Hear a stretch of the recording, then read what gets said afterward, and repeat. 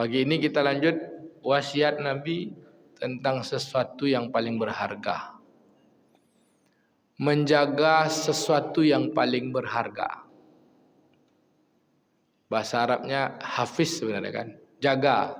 Pesan Nabi itu ihfaz. Jagalah. Apa yang perlu dijaga, Pak? Sesuatu yang paling berharga itu mesti dijaga. Maka ada manusia atau kita ini meletakkan sesuatu yang berharga itu pada harta. Jikalau harta itu paling berharga, ternyata terjadi penyusutan, Pak. Penyusutan harga. Ada kisah, Pak. Bu. Dulu waktu tahun 1961. Saya lihat data itu di buku nikah ayah saya. Ayah saya nikah tahun 1961. Itu mas kawinnya 120 rupiah. 120 rupiah. Udah saya tanya sama ibu saya. Apa dapat bunda? 120 rupiah ini mak. Dapat tempat tidur selengkap dengan ranjang-ranjangnya. Dapat kuali dengan lengkap dengan alat-alat masaknya. Dapat lemari. Kamar set zaman sekarang. Dengan lengkap dengan semuanya. Dapat pakaian pengantin. Cukuplah 120 rupiah saja. Sekarang 120 rupiah dapat apa, Pak? Bukan 120 ribu, 120 rupiah. Cepek-cepek. Adakah harganya lagi? Tak ada, Pak. Saya tanya dulu. Orang naik haji tahun 61 itu berapa ya? Kalau tak salah saya 7.000 rupiah. Tahun 1961 orang naik haji 7.000 rupiah. Perjalanan dilaksanakan selama 6 bulan. PP setahun. Pulangnya jadi ulama. Naik kapal, Pak. Tahun 61. 7.000, Pak. Sekarang 7.000 dapat apa, Pak? Dapat beli nasi bungkus, Pak. Ampera 8.000 lah, Pak. Dulu naik haji cukup 1 ampera. Allah. Apa artinya? Harta yang dulu yang kita agung-agungkan dalam bentuk uang, lama-lama dia tak bernilai. Sekalipun ada perhiasan terus bernilai, tapi fluktuasi juga. Kalaulah meletakkan harga sesuatu yang berharga itu pada harta, maka ujung-ujungnya kita kecewa. Betul, Pak? Kemarin ada kawan kita beli emas. Emas tuh harganya 3 juta. 3.30.000 masih. Bulan-bulan Februari itu, Pak. Masuklah saya ikut juga kan. Katanya nanti emas ini naik bisa jadi 4 juta. Tahu-tahu perang Irak sama Iran sama Amerika. Hilang harga emas dari 3 juta turun 27, turun sekarang 2,5 lagi.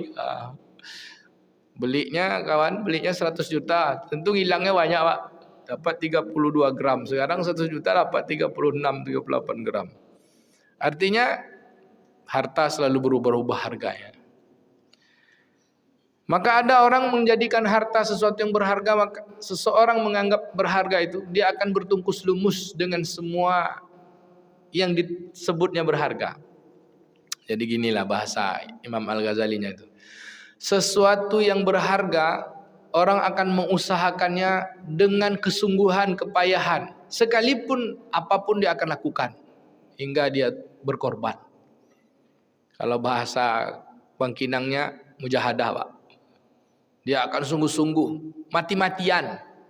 Sampai mati pun dia lakukan. Untuk mendapatkan dan menjaga sesuatu yang berharga. Bapak Ibu, kalaulah harta yang berharga, maka Qarunlah yang paling sukses.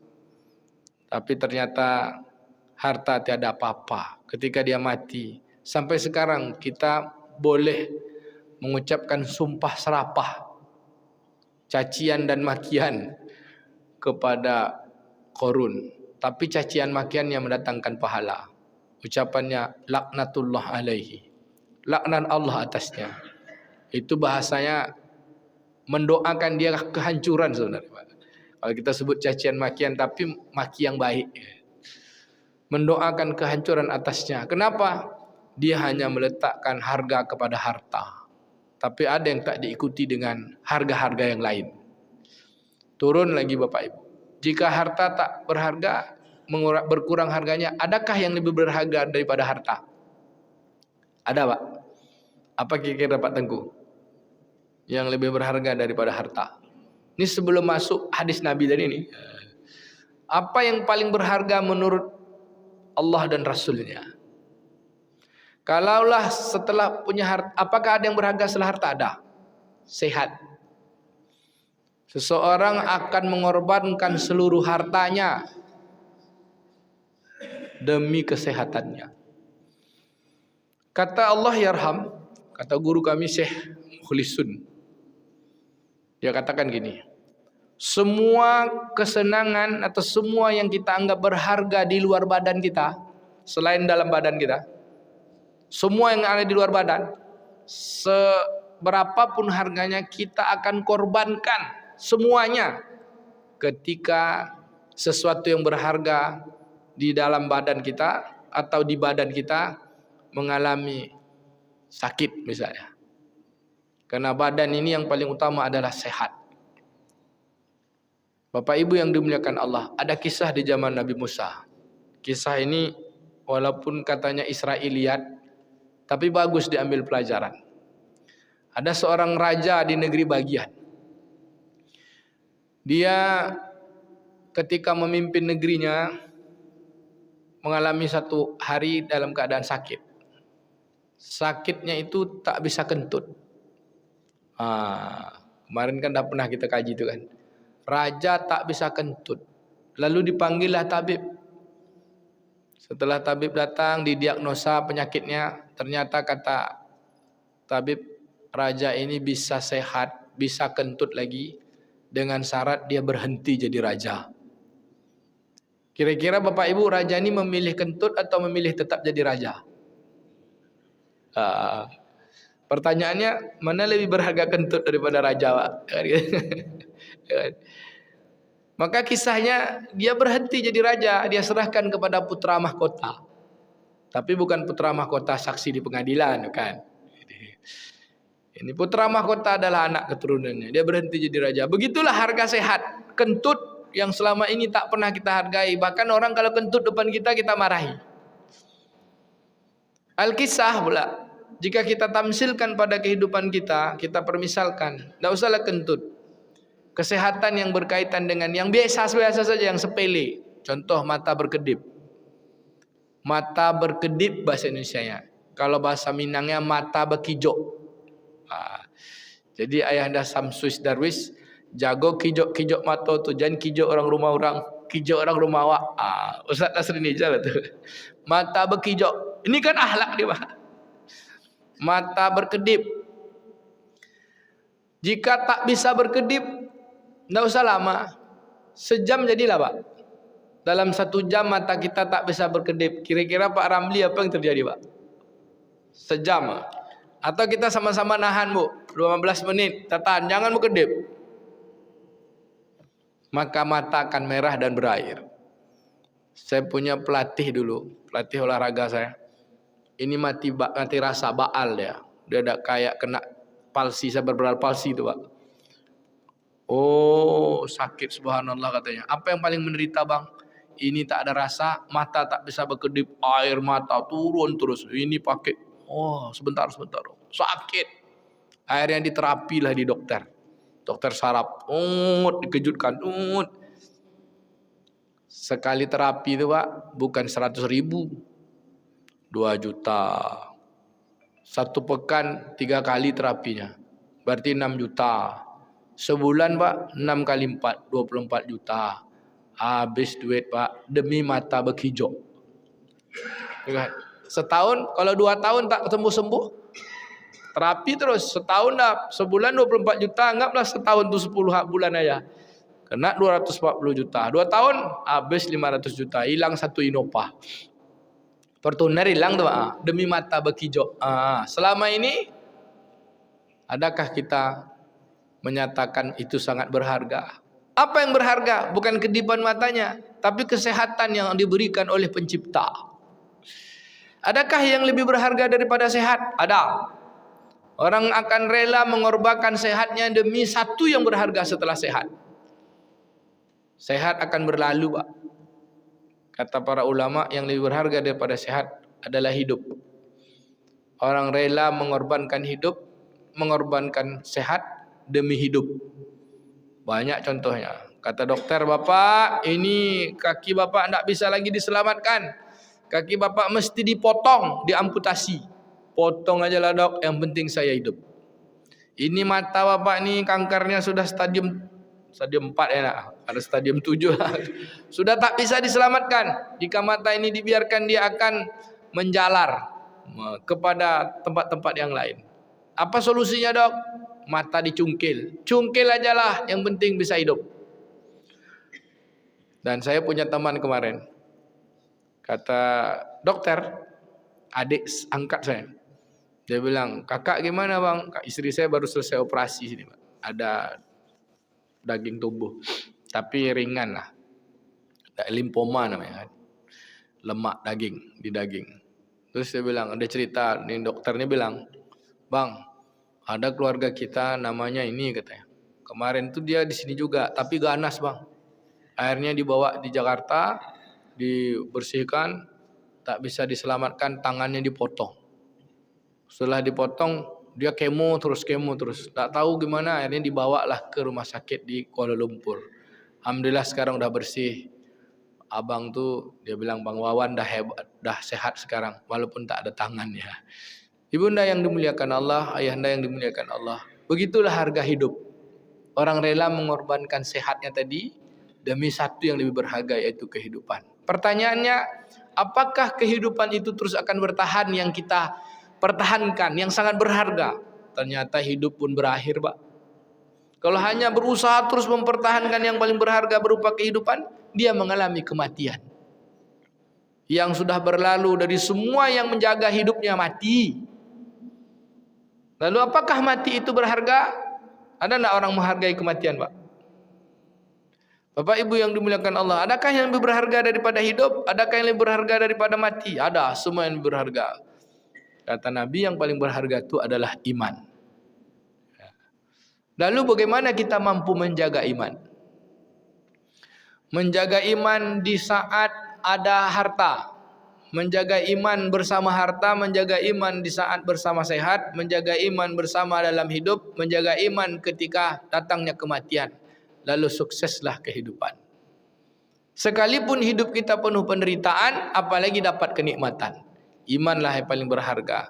Lalu seperti apa wasiat Nabi tentang menjaga iman? Ternyata wasiat Nabi, Bapak Ibu yang dimuliakan Allah Ta'ala, ada 3 wasiatnya. Banyak sebenarnya kan. Iman adalah asas dari ketakwaan. Tidak ada orang takwa kecuali sebab dia iman. Iman itu kalimatnya kalimat patuh. Maka disebutlah kalimat takwa, kalimat iman adalah la ilaha illallah. Babnya apa? Mengerjakan apa yang diperintahkan, lalu meninggalkan apa yang dilarang. Nah, itu iman.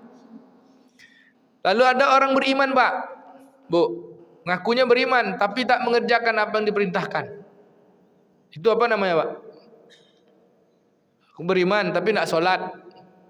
Beriman tapi tak puasa. Namanya apa, Bapak Ibu? Fasik. Ada orang beriman, ngakunya beriman, beramal, tapi di dalam hati tak beriman. Namanya munafik, pura-pura beriman.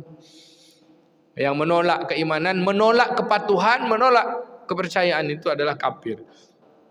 Maka disebutkan di dalam kitab yang kita bahas oleh Imam Al-Ghazali bahwa orang beriman itu sama antara ucapan dan perbuatan, sama perasaan hatinya dengan amalannya.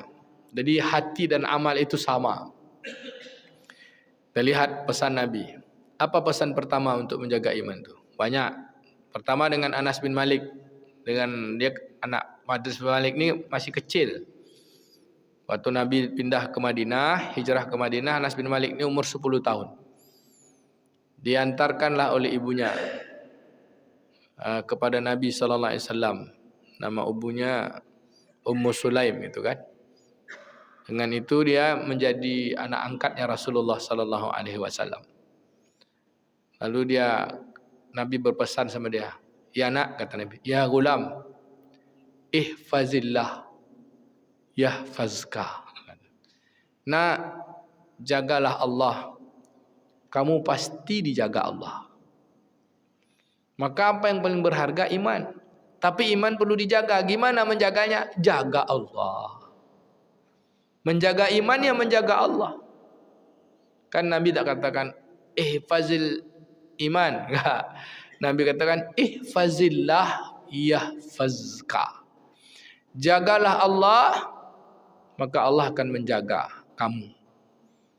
Pertanyaannya Bapak Ibu, ketika harta tadi berharga, ketika sehat berharga, ketika hidup berharga, bahkan mati pun akan menjadi sesuatu yang berharga jika harta itu kita jaga dalam kebersamaan dengan Allah.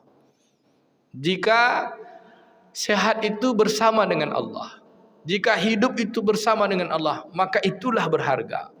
Firaun dengan hartanya tidak bersama Allah, Qarun dengan hartanya tidak bersama Allah, maka tak ada harga kehidupan hartanya. Bahkan hidupnya pun tak berharga. Seluruh sisi kehidupan yang pernah dilalui sampai datangnya kematian, tanpa ada keberadaan Allah dalam hidupnya, tanpa ada kepatuhan, tanpa mengerjakan apa yang Allah perintahkan dan meninggalkan apa yang Allah larang, sungguh kehidupannya dalam kehinaan.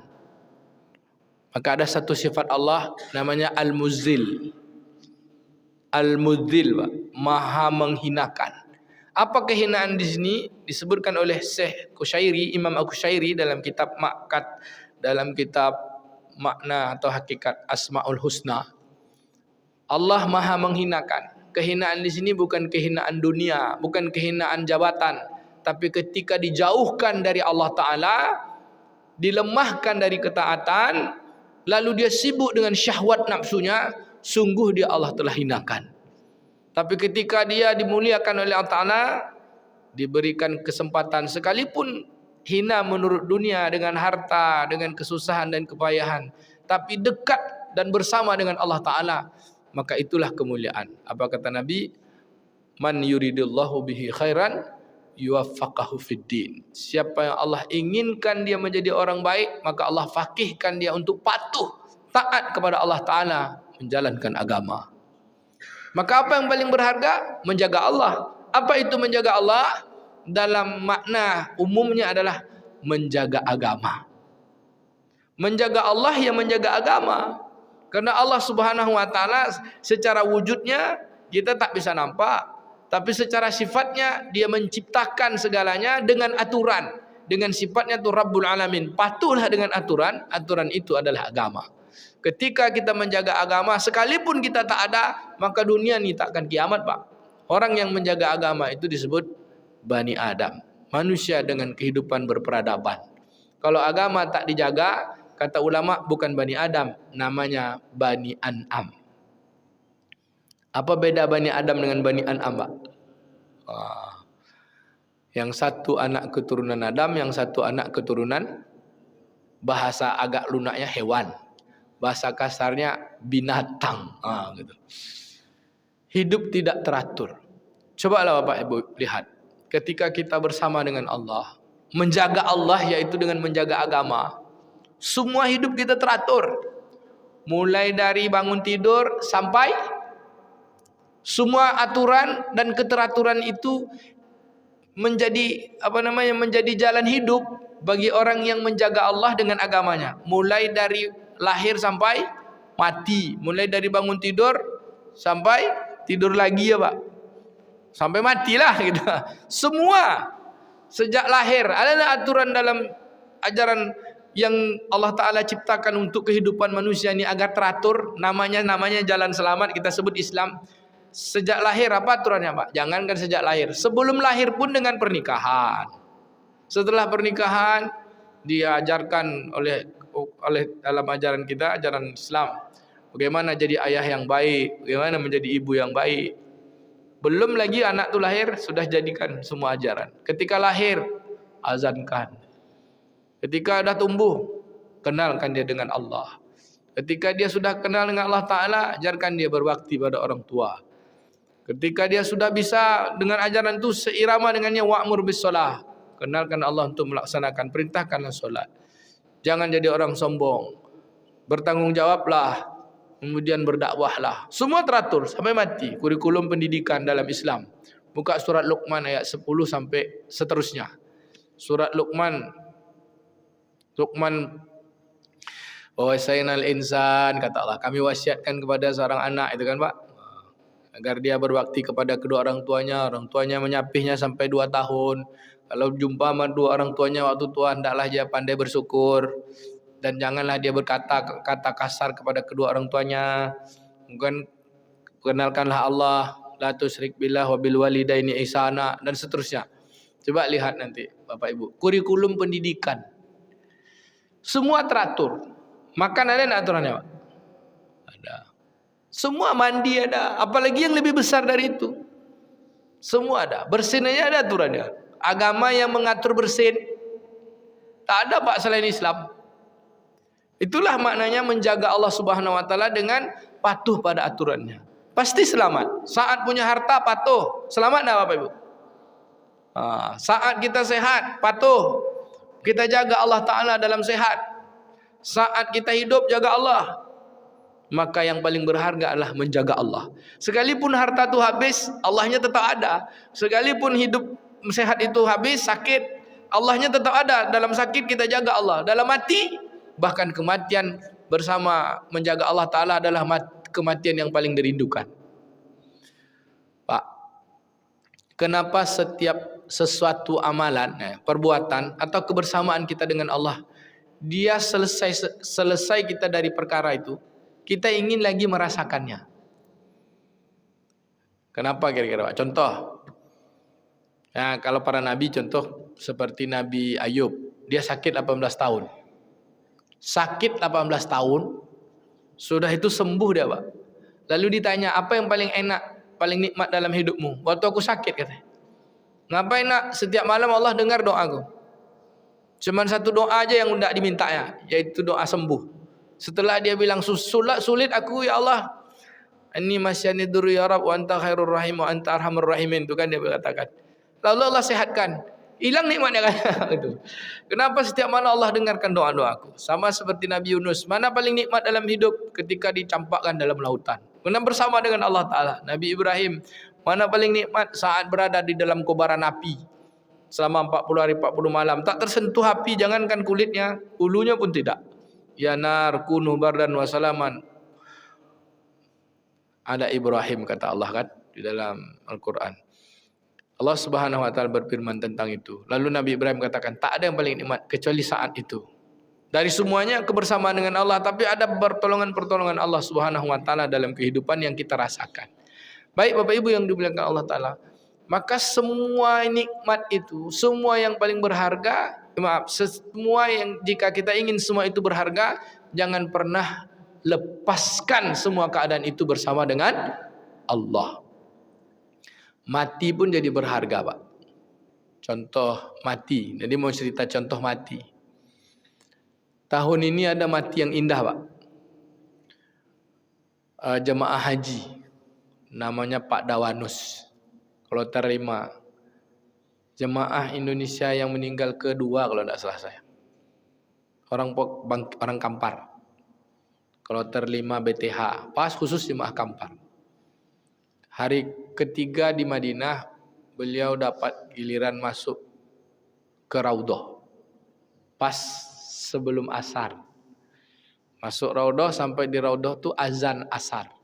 Azan sholat asar. Setelah azan langsung iqamah. Setelah azan tentu langsung sholat sunat qobliyah asar. Selesai sholat qobliyah itu menunggu azan, menunggu iqamah sholat asar, dia meninggal di tempat sholatnya itu Pak. Ada foto di saya ini. Sedang duduk lagi nunggu qomat. Apa yang mau disebutkan? Orang iri semua dengan kematiannya. Kematiannya bersama Allah. Saat dia menjaga Allah.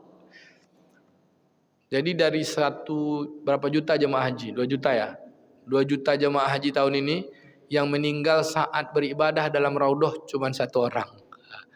Dari sebanyak yang meninggal tuh, yang sedang sholat, yang sedang menunggu qomat, dia sedang zikir lah, sedang menunggu iqamah sholat asar, meninggal saat menunggunya. Lalu orang bilang, matinya hebat, berharga sekali matinya.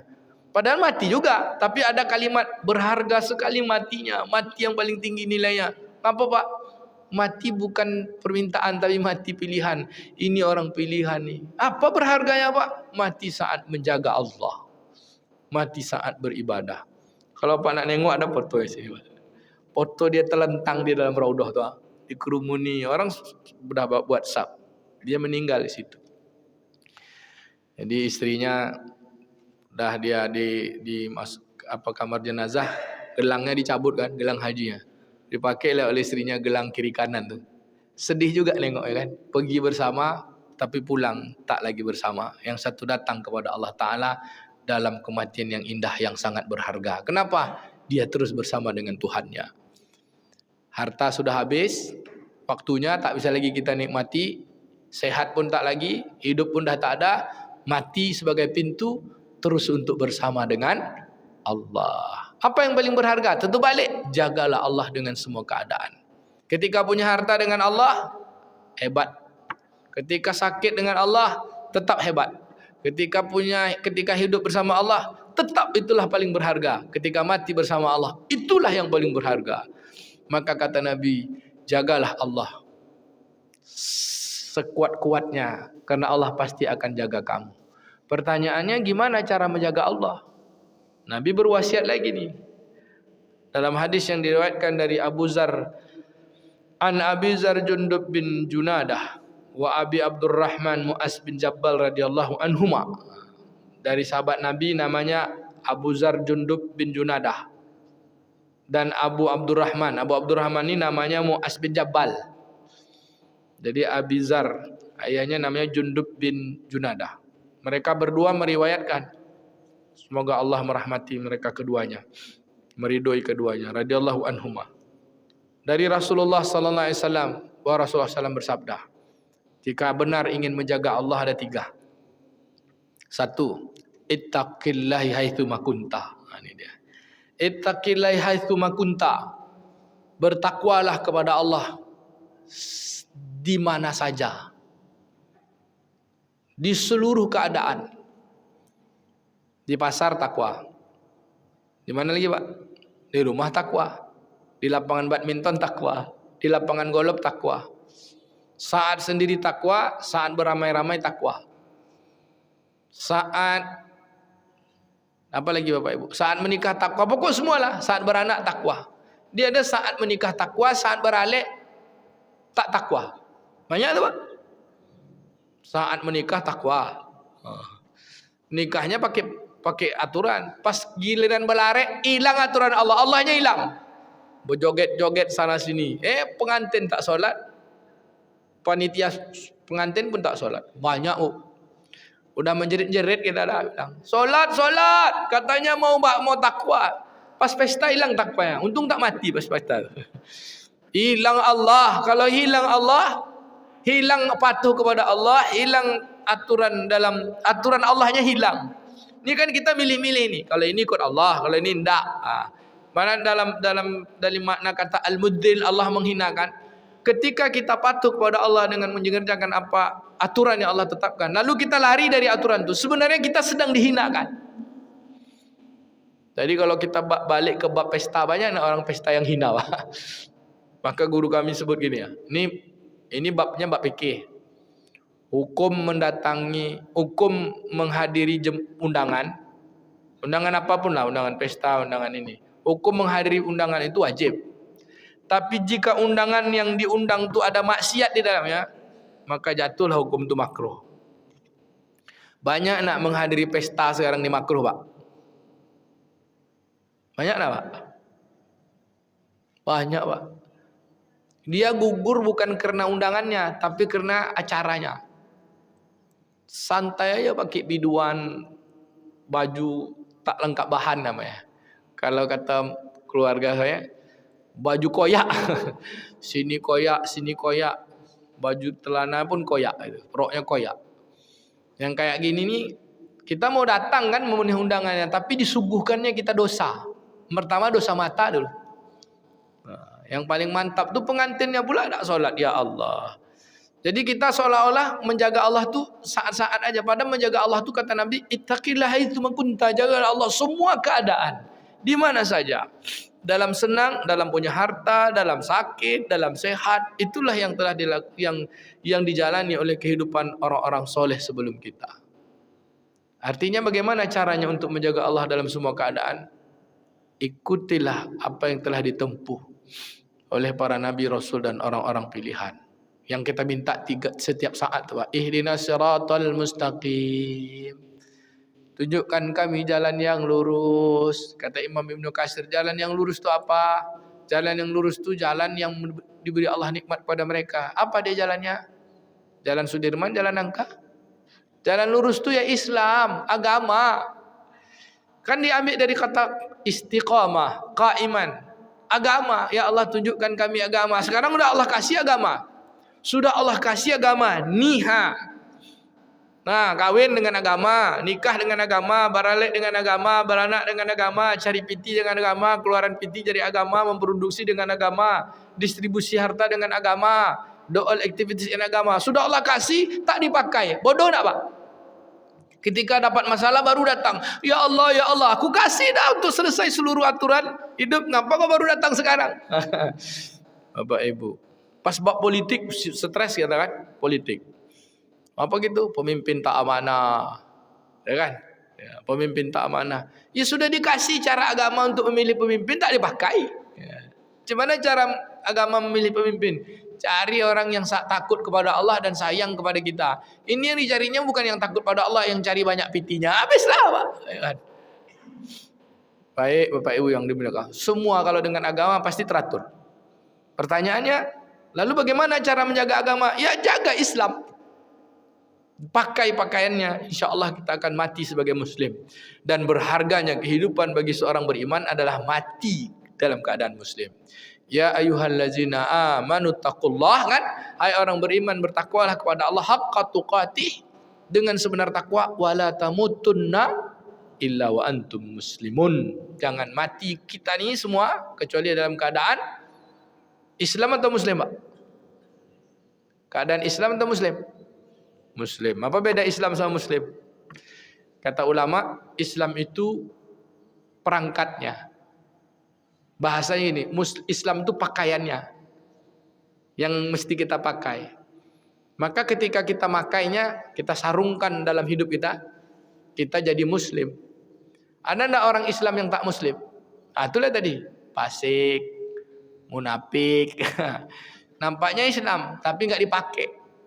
Ditaruhnya aja. Islam Pak, Islam. Solat, nih. Islam Pak, Islam. Beralek tuh, nih solat lalu, nih beralek kok. Kan enggak apa-apa sekali-sekali. Sekali-sekali Pak. Sekali-sekali meninggalkan Allah. Kan sama dengannya. Sekali-sekali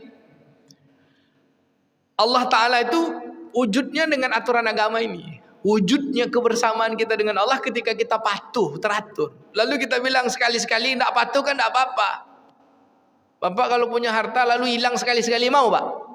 Tidak kan? Kita pegang itu, kita jaga. Maka sangat berhargalah kehidupan manusia orang beriman ketika dia menjaga Allah dalam imannya, menjaga imannya. Tak ada yang lebih berharga ketika menjaga iman dengan Allah, dengan keberadaan Allah Ta'ala, kecuali Allah ganti dengan surga seluas langit dan bumi. Baik Bapak Ibu, ittaqillah haitsu ma kunta. Patuhlah kepada Allah dalam semua keadaan. Bisa Bapak Ibu? Lalu gimana wasiat Nabi untuk patuh kepada Allah Ta'ala dalam semua keadaan? Nabi masuk pada wasiat yang keduanya. Kata Nabi, ini masih bab antara kita dengan Allah Ta'ala. Dalam bahasa ulamanya gini, kecerdasan individual secara spiritual. Kecerdasan hati kita dengan Allah Ta'ala. Kata Nabi, watabi sayiatal hasanat tamhuha. Iringilah semua salah silap kita dengan kebaikan setelahnya. Apa kebaikan yang tak pernah putus, Pak? Apa? Kebaikan nilainya tak pernah putus. Bisa kita lakukan setiap saat. Sendiri, beramai-ramai, sunyi, sepi, sakit, sehat. dalam keadaan junub, tak junub, dalam keadaan hadas besar, hadas kecil, satu kebaikan yang takkan pernah habis, zikir. Maka zikir ini adalah menjaga Allah. Ya ayyuhalladzina amanu zkurullaha zikran katsira. Salah kita, kenapa kita sempat salah melakukan sayi'ah, dosa?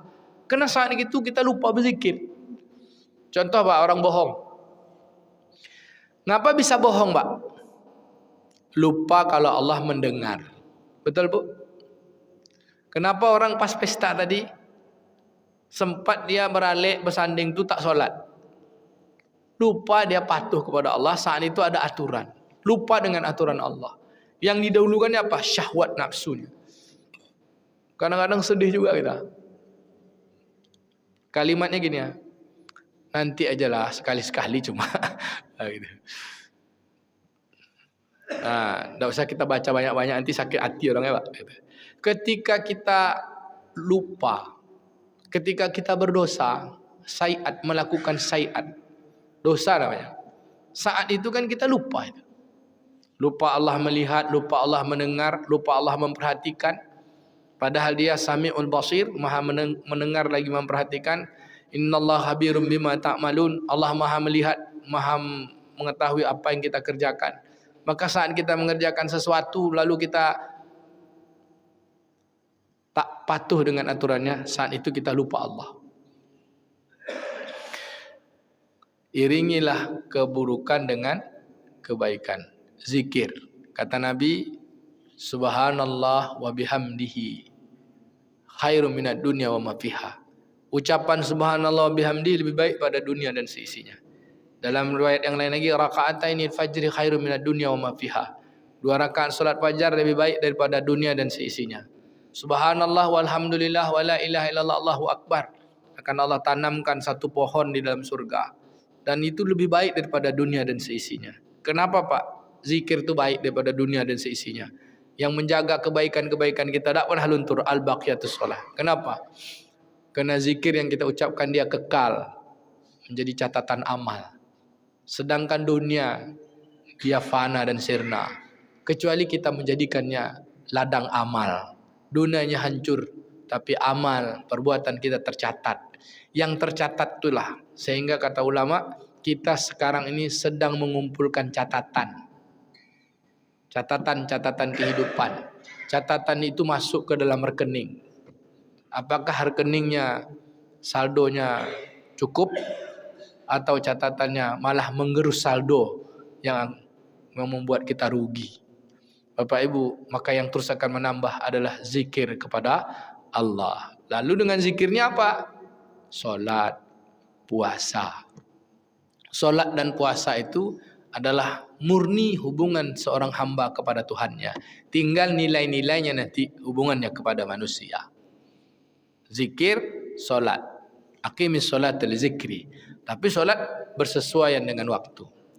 Maka untuk menjaga kekal zikir kita ini Pak, ini kaifiatnya nih, prakteknya. Agar zikir kita ini kuat, iringilah zikir ini dengan amalan solat yang sungguh-sungguh. Kita mau zikir tapi sering lupa kan. Mengkhususkan waktu zikir itu kena kesibukan, kena kelengahan kata orang Melayu. Maka konsentrasi fokus kita ketika waktu-waktu sholat. Karena disitulah saat memang waktu spesial untuk berzikir. Kalau kita cari di luar itu kan tidak menjadi sebuah syariat. Misalnya kata Allah, zikirlah wasabbihu bukratan wa asila, berzikirlah pada waktu pagi dan petang. Kapan waktu spesialnya? Kan pagi petang tuh. Mana waktu spesial? Subuh. Habis sholat subuh. Lalu spesialnya petang mana? Habis asar. Atau habis maghrib jelang malam. Atau habis isya sebelum tidur. Ada waktu yang spesial untuk kita berzikir. Apa kata Imam Ibn Rajab Hambali? Imam Zakaria juga menyebutkan. Saat itu tuh, yang dua keadaan itu, terutama tepi pagi dan tepi malam itu. Jadikanlah khusus spesial kita antara kita dengan Allah. Agar nanti ketika malamnya indah bersama Allah, ketika siangnya sepanjang hari itu kita senantiasa bersama dengan Allah. Mudah kalau kita awali hari dengan Allah, Allah aja terus kita bawa.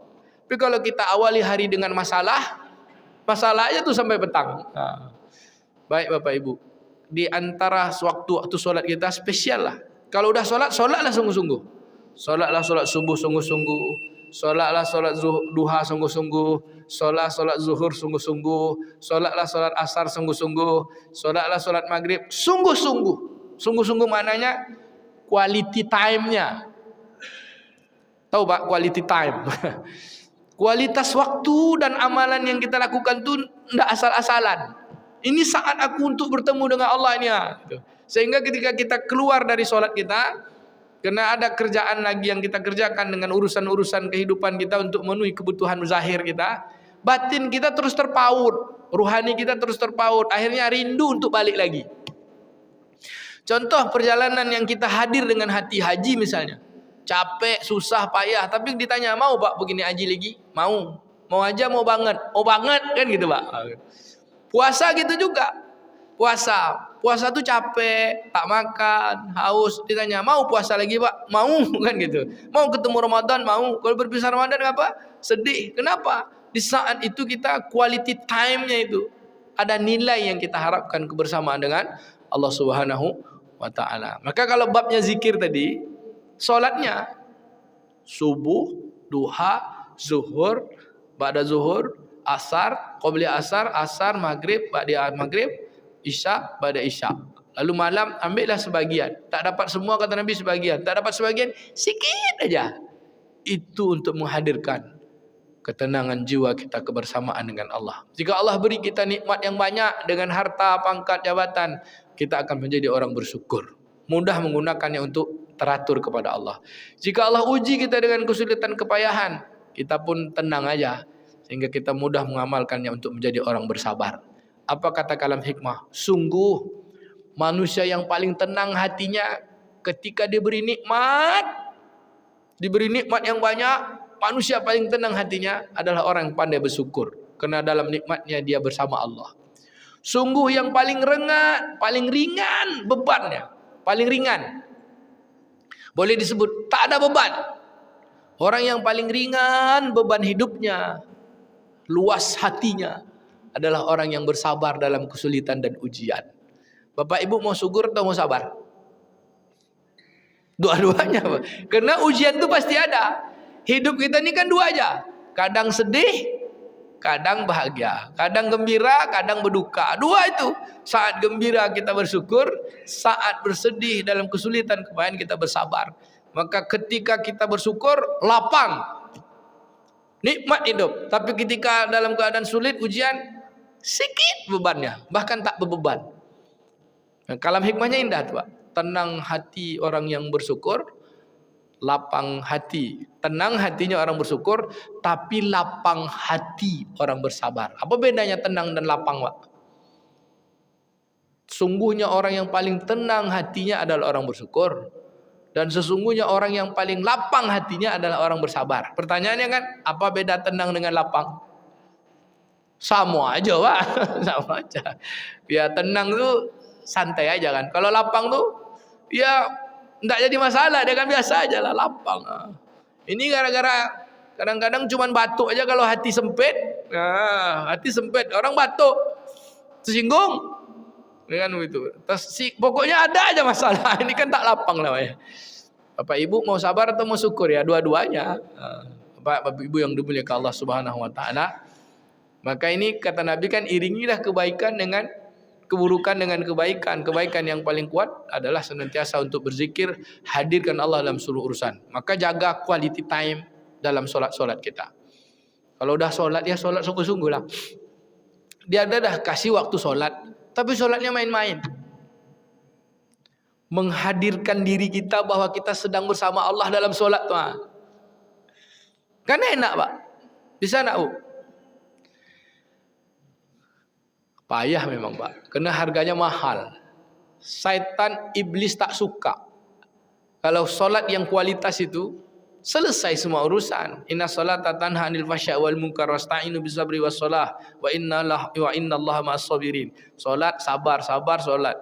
Kekuatannya, energinya adalah kebersamaan dengan Allah. Susah kenapa? Karena harganya paling mahal. Dari semua yang paling berharga, amalan kita untuk menghadirkan Allah itu dalam solat, tak mau iblis tuh. Baru aja mau hadir, Allahu Akbar, langsung tuh bayangkan Habis ni kemana lah gitu kan, tak kemana-mana dia. Bapak Ibu, ada kaifiat, ada tata cara gini. Mampukah kita melepaskan badan dan pikiran kita saat kita sholat, tapi kita membawa kehadiran? Kayak kita gini ya, badan kita ini cuman kayak supir sedang mengendarai. Kita jadi supirnya, bisa enggak Bu ya? Jadi saat kita sholat tuh, kitanya tuh supir, badan ini ikut aja gitu. Konsentrasi di atas jalan itu. Walaupun kita tahu, kan seorang supir ketika mengendarai kendaraannya, dia tahu tuh, ini giginya, ya kan? Ini pintu mobilnya, ini ada lawan di sebelah kiri, sebelah kanan. Tapi dia tak menganggap karoserinya itu, kendaraannya itu dirinya kan? Dia ada penting menyelamatkannya. Saya dapatkan itu dalam apa namanya, dalam mencari-cari gimana caranya untuk hadir. Oh gitu, seperti supir tuh. Supir tuh tak menyatakan mobil itu dirinya, tapi dia tetap menjaga. Gimana kalau kita sedang sholat tuh, kita dalam truk jalannya, bahwa saya sedang berada di jalannya. Coba supir tuh lengah, kemana tiba-tiba mobil tuh Pak? Dia supir, terus dia bilang, tengantuk lah ya, masuk jurang. Kayak kira sholat kita bisa gitu enggak Pak? Atau sholat kita banyak nabrak-nabrak? Kita udah di atas truknya nih, tiba-tiba kan banyak tuh, sedang nyetir, terpikir yang lain. Tak mana, mau kilometer 20, sudah sampai kilometer 40. Saking menghayal. Nah, bisa Bu? Insyaallah. Ya zikir memang. Hadir tadi tuh. Mengembalikan, saya ini sedang mengendarai kendaraan. Jadi pas ketika sholat tuh, saya ini sedang bawa badan saya. Badan saya bukan saya, tapi saya yang ada tadi tuh. Truknya, trek apa itu namanya?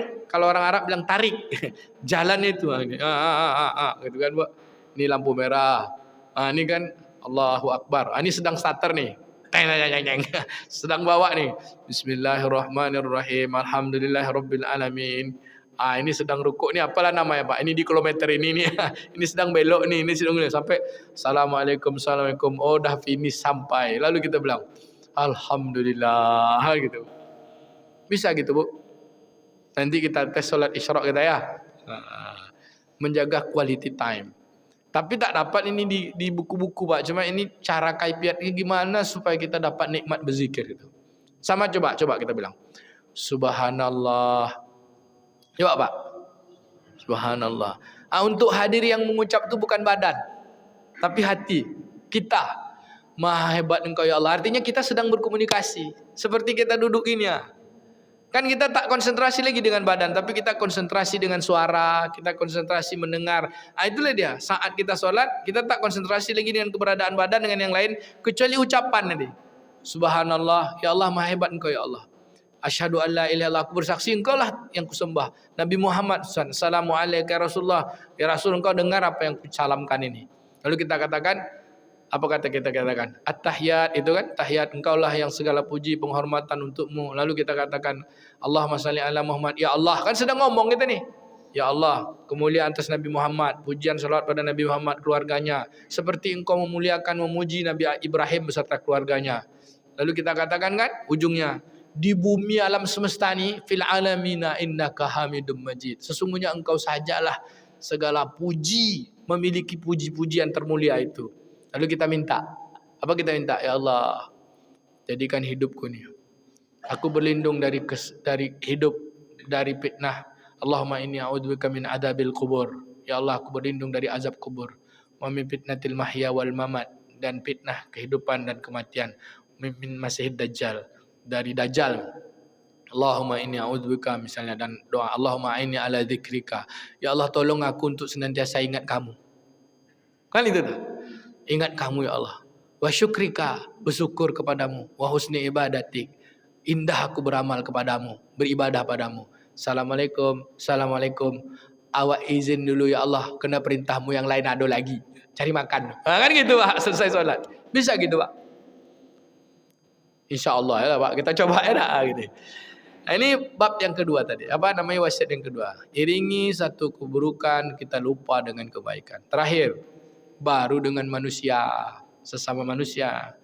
Kata Nabi, wa khaliqin nasi bi khuluqi hasani. Pergaulilah manusia dengan akhlak yang baik. Satu, takwalah dalam semua keadaan, di mana saja, iringilah keburukan dengan kebaikan, maka jaga kualitas solat dan zikir kita, lalu bergaullah dengan sesama manusia dengan sebaik-baik akhlak. Pertanyaan untuk kita jawab dengan satu kata ya Pak. Apa akhlak terbaik manusia dengan manusia? Kalau Pak Azmi dapat, awak kasih hadiah Pak. Apa akhlak paling baik manusia dengan manusia? Akhlak baik manusia dengan Tuhannya, dengan Allah Ta'ala kan ibadah. Untuk senantiasa tak lupa berzikir, solat kan, penyembahan, patuh. Lalu apa akhlak manusia dengan manusia? Apa nih dah? Apa? Silaturahmi. Ya, ini silaturahmi itu Pak, abstrak tuh Pak, banyak. Silaturahmi itu datang, bercerita, menolong. Dia satu kata ya. Yang dengan itu selesai dah semua. Silaturahim masuk dalamnya, semuanya ada. Dia tak bisa silaturahim, tak bisa datang, tak bisa menelpon, tak bisa. Tapi ada pada kendali dirinya dengan berakhlak sesama manusia. Mau tahu Bapak Ibu? Kita lanjutkan 2 minggu lagi.